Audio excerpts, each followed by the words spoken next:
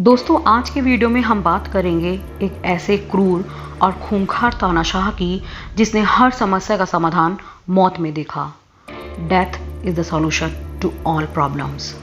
No man no problem. अपनी इस कथनी को असल जिंदगी में सच करके उसने इतिहास के पन्नों में एक घिनौना और घृणित अध्याय लिख दिया। एक ऐसा तानाशाह जिसने देश को ताकतवर बनाने के लिए लाखों देशवासियों की जान ले ली। एक ऐसा शख्स और एक ऐसा राजनीतिक नेता जो अपने आलोचकों, विरोधियों और प्रतिद्वंदियों का काल बन गया। द्वितीय विश्व युद्ध में हिटलर को धूल चटाकर अपने नाम के अर्थ को सार्थक कर दिखाया। हम बात कर रहे हैं जोसेफ स्टालिन की। आइए जानते हैं जोसेफ स्टालिन के बारे में। जोसेफ स्टालिन का जन्म 18 दिसंबर 1878 को जॉर्जिया के एक छोटे से शहर गोरी में हुआ था। जॉर्जिया उस समय रूस के जार साम्राज्य के अधीन था। स्टालिन के बचपन का नाम जोसेफ विसारियोनोविच जुगाशविली था। 30 साल की उम्र में जुगाशविली ने अपने नाम के साथ स्टालिन जोड़ लिया। इसका मतलब होता है स्टील। उस समय जॉर्जिया में जार के विरुद्ध बगावत की चिंगारी सुलग रही थी। स्टालिन की मां, जो बेहद धार्मिक विचारों की महिला थी, 1895 में स्टालिन को पादरी बनने की पढ़ाई के लिए जॉर्जिया की राजधानी तिफ्लिस भेज दिया। किंतु स्टालिन को धर्म में थोड़ी भी दिलचस्पी नहीं थी। वह छुप छुप कर कार्ल मार्क्स की किताबें पढ़ा करता। उन दिनों स्टालिन ने एक समाजवादी विचारधारा वाले संगठन की सदस्यता ले ली, जो रूस के बादशाह के खिलाफ लोगों को एकजुट करने का काम करता था। 1899 में परीक्षा ना देने के चलते स्टालिन को धार्मिक स्कूल से बाहर कर दिया गया। इसके बाद कुछ समय के लिए स्टालिन ने तिफ्लिस के मौसम विभाग में नौकरी की, पर वह लगातार जार विरोधी गतिविधियों में शामिल होता रहा। वह न केवल इन विरोध प्रदर्शनों और हड़तालों में भाग लेता, बल्कि इनको आयोजित करने का काम भी करता। 1903 में Russian social democratic labour party के दो टुकड़े हो गए, एक मेंशेविक्स, दूसरा बोल्शेविक्स। मेंशेविक्स जो शांति से क्रांति चाहते थे, और बोल्शेविक्स इनके अनुसार क्रांति शांति से हो ही नहीं सकती। बोल्शेविक पार्टी के नेता व्लादिमीर लेनिन से स्टालिन की पहली मुलाकात 1905 में फिनलैंड में हुई। स्टालिन लेनिन को अपना आदर्श मानता था। स्टालिन ने पार्टी फंडिंग के लिए छोटी मोटी चोरियां करनी शुरू कर दी। 1907 में स्टालिन ने तिफ्लिस के एक बैंक में डकैती डालकर 2.5 लाख रूबल चुरा लिए। यह रकम जार विरोधी आंदोलन में काम आई। अपने कठोर मौसम के लिए प्रसिद्ध साइबेरिया तक भी उसे निर्वासित किया गया, पर वो हर बार नाटकीय रूप से फरार हो जाता। 1917 की बोल्शेविक क्रांति, जिसे अक्टूबर क्रांति के नाम से भी जाना जाता है, लेनिन की अगुवाई में सफल हुई और इस तरह रूस से रोमेनोव साम्राज्य का अंत हुआ। इसके बाद हुए गृह युद्ध में भी बोल्शेविक्स की जीत हुई। स्टालिन ने इस जीत में विरोधियों को सख्ती से दबाया। 1922 में स्टालिन को पार्टी में महासचिव का पद हासिल हो गया। स्टालिन ने अपने भविष्य के लिए एक मजबूत जमीन तैयार करनी शुरू कर दी।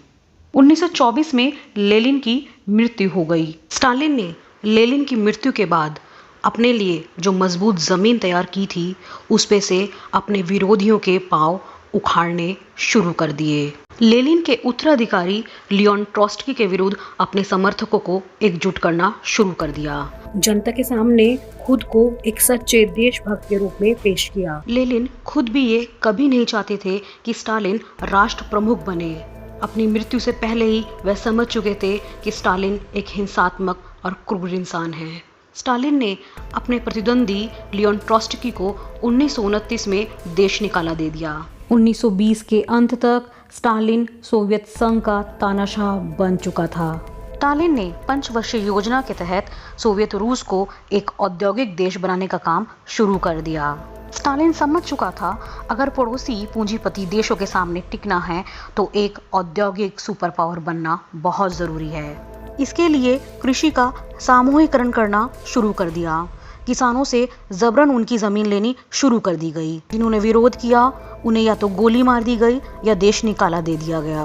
कृषि के सामूहिकरण के तहत स्टालिन ने सबसे पहले कुलाक्स को निशाना बनाया।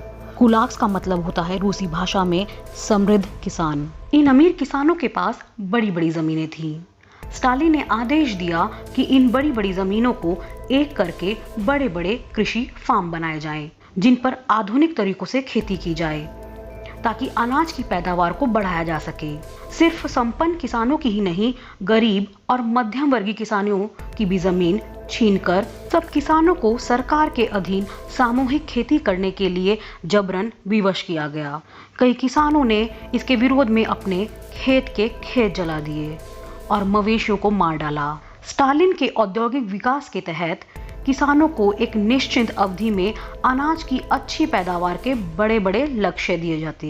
पैदावार का 90% सरकार रख लेती और बाकी 10% किसानों को मिलता।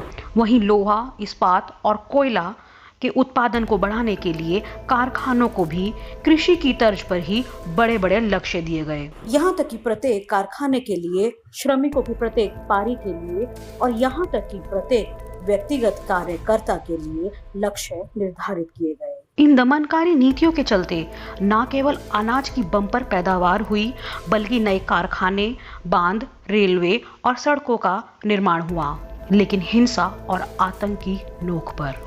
स्टालिन के तीव्र औद्योगिक विकास के लक्ष्य को पूरा ना करने वाला या विरोध करने वाला हर एक श्रमिक या इंसान देशद्रोही कहलाता। स्टालिन की आलोचना या विरोध करने पर या तो लोगों को मार दिया जाता या उन्हें गुलाग भेज दिया जाता। लोग गुलाग जाने के बजाय मरना पसंद करते थे। यहाँ गुलाग से तात्पर्य है फोर्स्ड लेबर कैंप। दरअसल ये यातना शिविर थे। गुलाग के बारे में हम आगे जानेंगे। उससे पहले होलोडोमोर के बारे में जानना बेहद जरूरी है। होलोडोमोर का मतलब है डेथ बाय हंगर, भूख से मर जाना।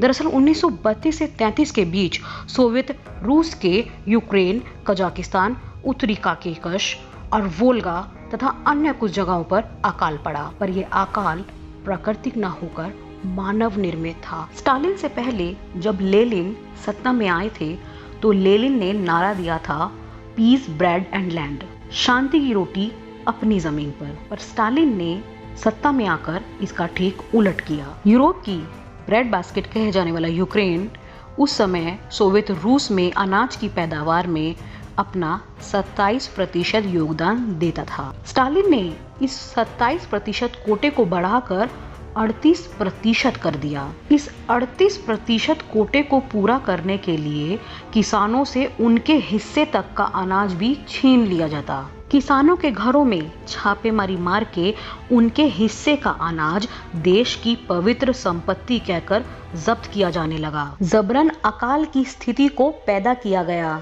स्टालिन यही नहीं रुका, उसने राज्य की सीमाओं को सील करवा दिया ताकि अंदर का कोई व्यक्ति बाहर ना जा सके और बाहर से कोई अंदर ना आ सके। बुद्धिजीवी वर्ग के लगभग 5000 लोगों को जबरन जेल शिविरों में भेज दिया। इनमें शिक्षक, लेखक, चिकित्सक, चित्रकार आदि शामिल थे। भूख से बचने के लिए लोग अपने मवेशियों को मारकर खाने लगे। यहाँ तक कि कुत्ते, बिल्ली, चूहे, मेंढक और पराली भी। इसके बाद जो हुआ वो और भी बुरा था। कुछ लोग नरभक्षी बन गए। लोग एक दूसरे को मारकर ही खाने लगे। 70 लाख लोग इस अकाल में मारे गए और ये सरकार के आंकड़े हैं। करीब 40 लाख लोग यूक्रेन में मारे गए, 10 लाख लोग कजाकिस्तान में और अन्य क्षेत्रों में और 10-10 लाख लोग मारे गए। अब बात करते हैं गुलाग की। 1919 में सोवियत रूस में सुधारक और एकाग्रता श्रम शिविरों की प्रणाली का निर्माण हुआ, लेकिन स्टालिन के आतंक के शासनकाल में इसका विकराल रूप से विस्तार हुआ। इन जेल शिविरों में अपराधियों के साथ साथ निर्दोष लोगों को भी बंद कर दिया जाता और ज्यादातर यहाँ निर्दोष लोग ही होते। पूरे सोवियत रूस में फैले इन शिविरों के विशाल नेटवर्क में लगभग 500 प्रशासनिक शिविर शामिल थे, जो दर्जनों या सैकड़ों व्यक्तिगत शिविर चला रहे थे। लगभग 30,000 यातना शिविर। लगभग 2 करोड़ लोग इन यातना शिविरों से गुजरे। लाखों लोग इन यातना शिविरों में भूख, बीमारी और सजाए मौत से मारे गए। सिर्फ संदेह मात्र होने से भी हजारों लोगों को जेल शिविरों में डाल दिया जाता। इन जेल शिविरों में यहाँ लोगों से औद्योगिक विकास का हवाला देकर अपर्याप्त भोजन और सुरक्षा उपकरणों के अभाव में 14-14 घंटे काम कराया जाता। महिलाओं कैदियों की स्थिति तो और भी बदतर थी। उन्हें अपने विरुद्ध शारीरिक शोषण और सबसे घिनौने अपराध बलात्कार तक का भी शिकार होना पड़ता। स्टालिन को हमेशा अपने तख्ता पलट का डर सताता रहता, जिसके चलते उसने द ग्रेट पर्ज, जिसे द ग्रेट टेरर के नाम से भी जाना जाता है, एक क्रूर राजनीतिक अभियान शुरू किया। इस अभियान के तहत स्टालिन ने अपनी ही पार्टी के कई सदस्यों को देश विरोधी या कम्युनिस्ट विरोधी करार देकर मौत के घाट उतार दिया। द ग्रेट पर्ज की शुरुआत 1934 में बोल्शेविक पार्टी के एक प्रमुख नेता सर्गेई किरोव की हत्या के साथ शुरू हुई। स्टालिन ने इस दौरान अपने सब विरोधियों को मारना या कैद करना शुरू कर दिया। फौज के 103 में से 83 जनरल्स को मौत के घाट उतार दिया गया। 10 लाख के आसपास कम्युनिस्ट पार्टी के कार्यकर्ताओं को मार दिया गया। 2 करोड़ लोगों को कम्युनिस्ट विरोधी बताकर साइबेरिया स्थित गुलाग्स में भेज दिया गया। डॉक्टर, वैज्ञानिक, छात्र, संगीतकार, पादरी इत्यादि जिस पर भी स्टालिन विरोधी होने का शक मात्र भी होता, उसे देश का दुश्मन करार दिया जाता। यहाँ तक कि आरोपियों से संबंधित लोगों, उसके परिवार और उसके मित्र और यहाँ तक कि पड़ोसियों तक को भी जेल में डाल दिया जाता। इतनी क्रूरता दिखाने के बावजूद भी स्टालिन का अभी खलनायक से नायक बनना तो बाकी था। सन 1939 में स्टालिन और हिटलर के बीच नॉन एग्रेशन ट्रीटी यानी कि अनाक्रमण संधि तय हुई थी, जिसके तहत दोनों देश एक दूसरे पर आगामी 10 वर्षों तक हमला नहीं करेंगे। पर हिटलर के मंसूबे तो कुछ और ही थे। हिटलर की नाजी सेना ने 22 जून 1941 को तत्कालीन सोवियत संघ पर हमला कर दिया। शुरुआत में स्टालिन बेहद घबरा गया। कहते हैं कुछ दिनों तक स्टालिन ने खुद को एक कमरे में बंद कर लिया था। कई मोर्चों पर लाल सेना को काफी नुकसान उठाना पड़ा। कई लाख लोगों की मौत हो गई। कीव, स्मोलेंस्क और वियाज़मा जैसे शहरों पर नाजी सेना ने कब्जा कर लिया। लेकिन स्टालिन ने फिर एक बार हिम्मत जुटाई। स्टालिन ने अपनी लाल सेना को पुरजोर प्रदर्शन दिखाने के लिए प्रोत्साहित किया। देशवासियों के नाम एक संदेश जारी किया कि हर एक रूसी जंगे मैदान में उतरने के लिए तैयार रहे। नाजी सेना जब मॉस्को की तरफ बढ़ती है तो युद्ध में निर्णायक मोड़ आता है। लाल सेना पूरे दमखम से नाजी सेना के खिलाफ लड़ती है, वहीं दूसरी ओर कड़ाके की ठंड नाजी सेना के हौसले पस्त कर देती है और इस तरह स्टालिनग्राद की लड़ाई में लाल सेना की जीत होती है। कहते हैं इस युद्ध में सोवियत संघ की जीत के कारण हिटलर आत्महत्या कर लेता है। मॉस्को विक्ट्री परेड में, जिसे परेड ऑफ विक्टर्स भी कहा जाता है, 1945 में स्टालिन का बड़ी गर्मजोशी के साथ अभिनंदन होता है। 1945 और 48 में जोसेफ स्टालिन को नोबेल शांति पुरस्कार के लिए नामांकित किया गया, इस दलील के साथ कि द्वितीय विश्व युद्ध रोकने में उसकी अहम भूमिका है। इसके बाद 29 अगस्त 1949 को सोवियत संघ सफलतापूर्वक परमाणु बमों का परीक्षण करता है और इस तरह दूसरा परमाणु बम संपन्न देश बन जाता है। अपने आखिरी दिनों में स्टालिन बेहद शक्ति मिजाज हो गया था। उसे एथेरोस्क्लेरोसिस नाम की समस्या हो गई थी। 1 मार्च 1953 को स्टालिन को स्ट्रोक पड़ता है। 4 दिन की जद्दोजहद के बाद भी डॉक्टर उसे बचा ना सके और 5 मार्च 1953 को स्टालिन की मौत हो गई। इस क्रूर और निरंकुश तानाशाह की मौत पर सोवियत संघ में बहुत से लोगों ने मातम मनाया। बहुत से लोग नम आंखों के साथ उसके अंतिम दर्शन को उमड़े।